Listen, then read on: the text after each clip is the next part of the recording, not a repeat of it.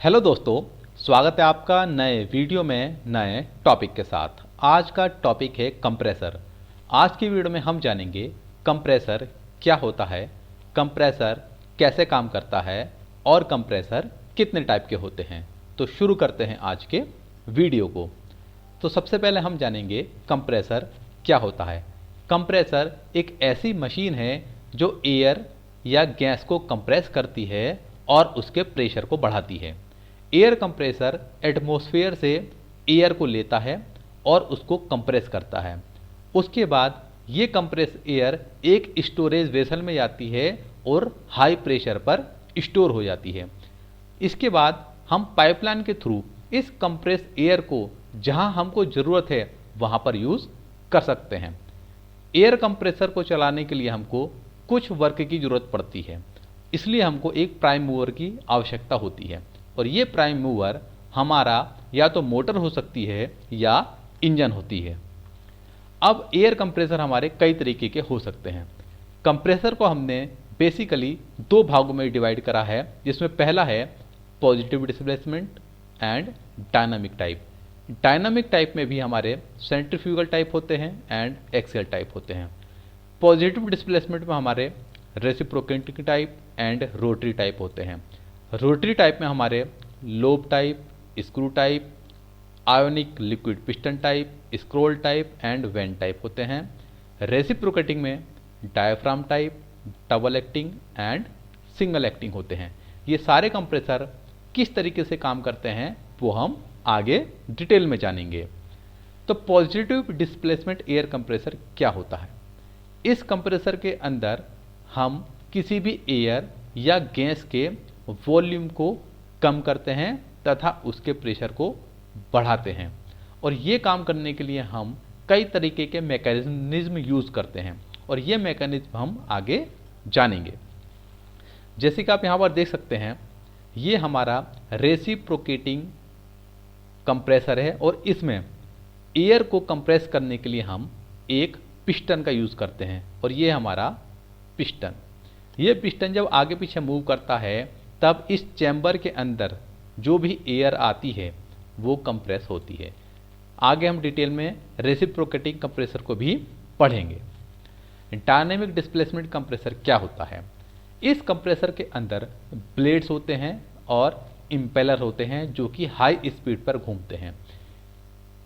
High speed पर घूमते समय इनके अंदर काइनेटिक एनर्जी प्रोड्यूस होती है और जब ये काइनेटिक एनर्जी वाली एयर या गैस आगे बढ़ती है, यानी कि केसिंग में जाती है और डिफ्यूज़र में जाती है, तब ये काइनेटिक एनर्जी हमारी प्रेशर एनर्जी में कन्वर्ट हो जाती है।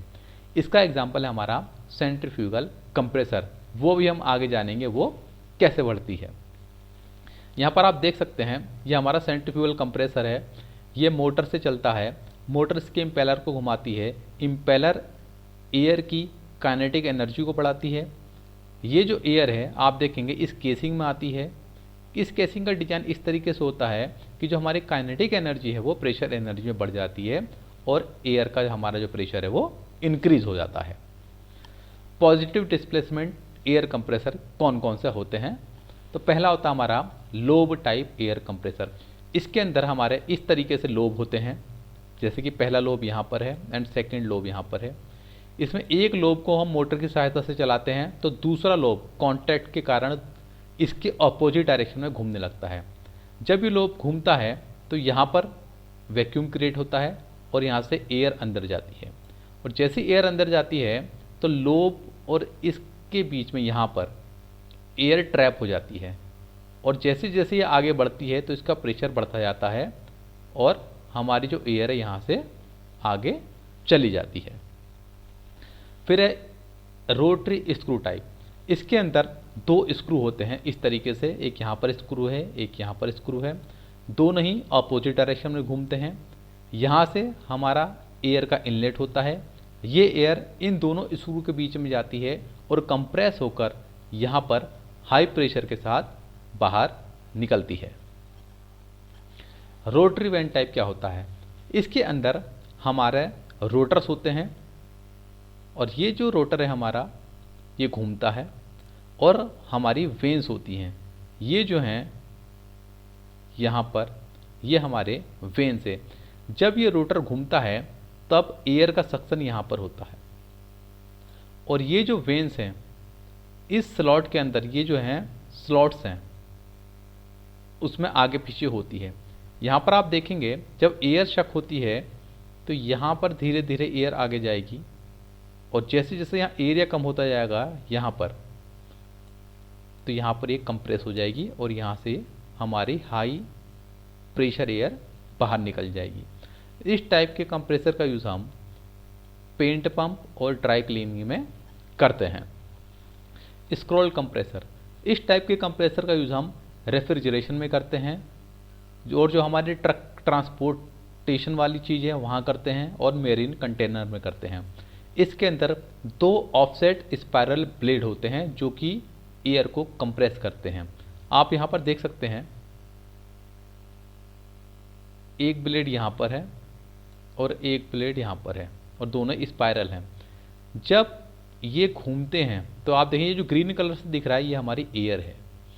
एयर इन दोनों के बीच में आती है यहाँ पर, और जैसे जैसे ब्लेड घूमता है एयर अंदर की ओर जाती जाती है, जिससे ये कंप्रेस होती जाती है, और सेंटर में जब ये एयर पहुँच जाती है तो यहाँ पर हमारा हाई प्रेशर मिल जाता है। रेसिप्रोकेटिंग कंप्रेसर, रेसिप्रोकेटिंग कंप्रेसर में क्या होता है, हमारा ये पिस्टन है और ये हमारी क्रैंकशाफ्ट है, और ये एक हमारी कनेक्टिंग रॉड है। क्रैंकशाफ्ट की मदद से क्या होता है, हमारा पिस्टन आगे पीछे मूव करता है, यानी कि इधर भी मूव करेगा और इधर भी मूव करेगा।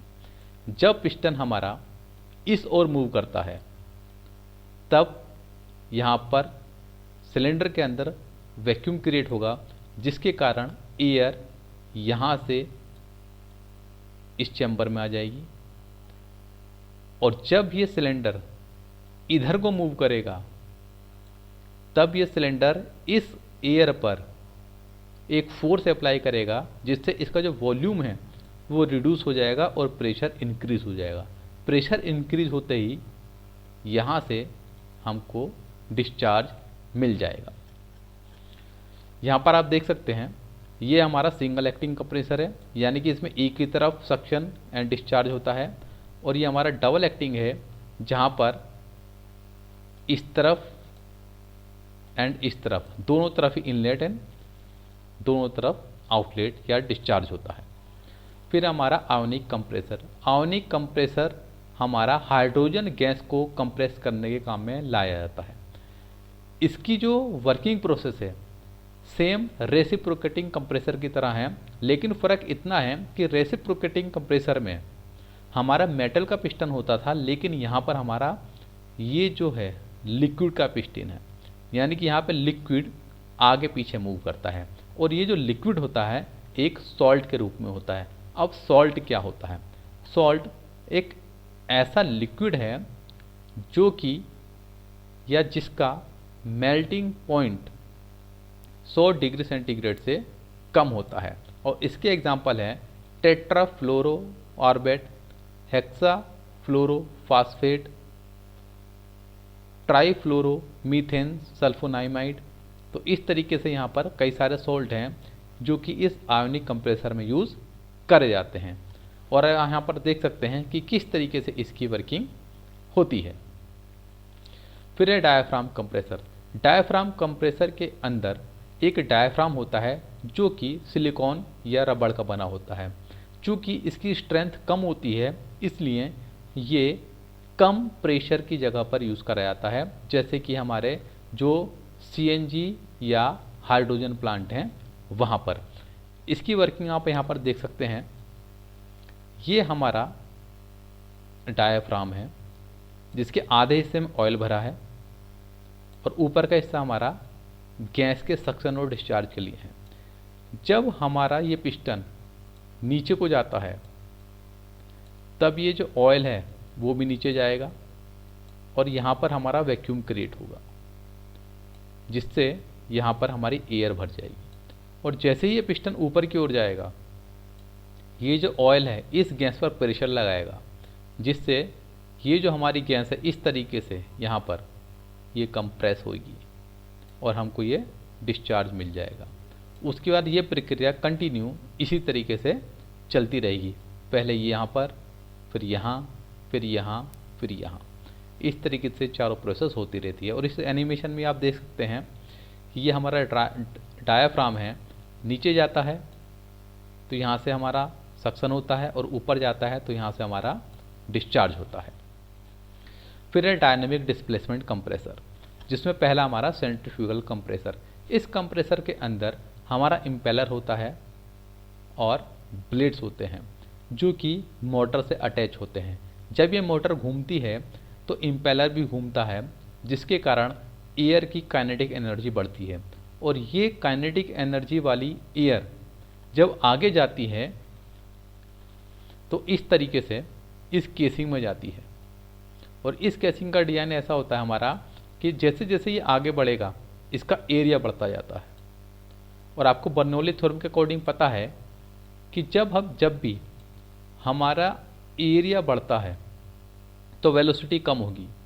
अब जब वेलोसिटी कम होगी तो काइनेटिक एनर्जी कम होगी, और जब काइनेटिक एनर्जी कम होगी तो हमारी प्रेशर एनर्जी बढ़ेगी। क्योंकि बर्नौली थ्योरम कहती है कि किसी भी लिक्विड के अंदर 3 तरह की एनर्जी होती है, प्रेशर, काइनेटिक एंड स्टैटिक।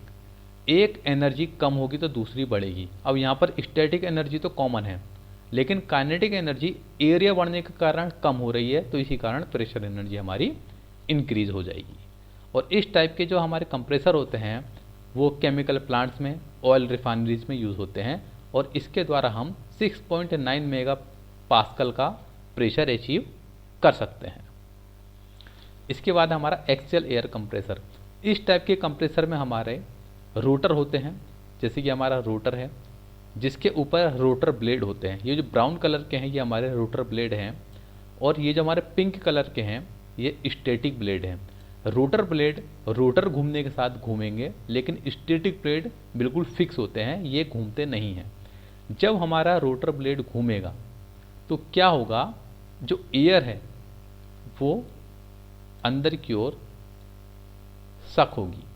और ये जो ब्लेड है हमारे, इसका डिजाइन हमारा इस तरीके से होता है, एरोफॉइल टाइप। अब एरोफॉइल इफेक्ट क्या होता है, जब भी हमारी एयर इस तरीके के ब्लेड के ऊपर से गुजरेगी तो ऊपर की तरफ जो प्रेशर एयर है की वेलोसिटी है वो ज़्यादा होगी, और नीचे की तरफ की जो वेलोसिटी है वो कम होगी। अब जहाँ पर कम वेलोसिटी है तो वहाँ पर प्रेशर ज़्यादा होगा, और जहाँ पर वेलोसिटी ज़्यादा है वहाँ पर प्रेशर कम होगा। और यहाँ पर भी हमारी बर्नौली थ्योरम इस तरीके से काम करती है। और जैसे जैसे ये एयर इन ब्लेडों के ऊपर से गुजरती है तो हर ब्लेड का एक सेट होता है, जैसे कि ये एक हमारा रोटर ब्लेड हो गया और एक ये स्टेटर ब्लेड हो गया, तो ये हमारी एक स्टेज कहलाएगी। तो इस स्टेज पर कुछ प्रेशर इंक्रीज होगा, फिर नेक्स्ट स्टेज पर कुछ प्रेशर इंक्रीज होगा। इसी तरीके से हर स्टेज पर धीरे धीरे प्रेशर इंक्रीज होता जाएगा, और हमको जो फाइनल प्रेशर है यहाँ से मिल जाएगा। तो यहाँ पर आप देख सकते हैं कि किस तरीके से रोटर ब्लेड घूम रहा है, और जो हमारी एयर है यहाँ से शक हो रही है और यहाँ से डिस्चार्ज हो रही है। तो आई होप आपको समझ में आया होगा कि एयर कंप्रेसर किस तरीके से काम करता है। तो मिलते हैं नए वीडियो में नए टॉपिक के साथ।